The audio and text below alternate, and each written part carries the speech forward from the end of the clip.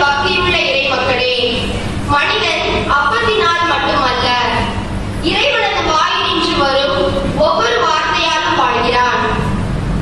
கடவுள் தம் மக்களை விசுவாசத்தில் ஆழப்படுத்த சில சிற்றைகளை கொடுத்தார்.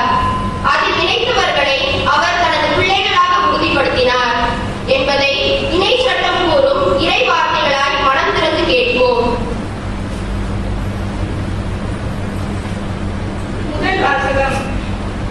நீங்களும் உங்கள் மூதாதையரும் அறிந்திராத மன்னாவினால் உங்களை உண்பித்தார். இணைச்சட்ட நூலிலிருந்து வாசகம். அதிகாரம் 8 இறைவசனங்கள் 2 முதல் 3 மற்றும் 14 முதல் 16 வரை. இணைச்சட்ட நூலிலிருந்து வாசகம்.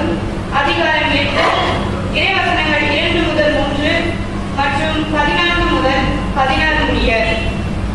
மோசே மக்களை நோக்கி கூறியது: உங்கள் கடவுளாகிய ஆண்டவர் பாலை நிலத்தில் உங்களை கூட்டிச் சென்ற எல்லா வழிகளையும் நினைவில் கொள்ளுங்கள். அதன் மூலமே அவர் உங்களை எளியவராக்கினார். அவர் தம் கட்டளைகளை நீங்கள் கடைபிடிப்பீர்களோ மாட்டீர்களோ என உங்கள் உள்ள சிந்தனையை அறிந்து கொள்ளவும் சோதித்தார். அவர் உங்களை எளியவராக்கினார். உங்களுக்கு பசியை தந்தார். ஆனால் மனிதன் அப்பத்தினால் மட்டுமன்று, மாறாக கடவுளின் வாய்ப்புகள் ஒவ்வொன்றாலும் உயிர் வாழ்கின்றான் என்று நீங்கள் தெரிந்து கொள்ளுமாறு நீங்களும் உங்கள் மூதாதையரும் அறிந்திராத மன்னாவினால் உங்களை உண்பித்தார்.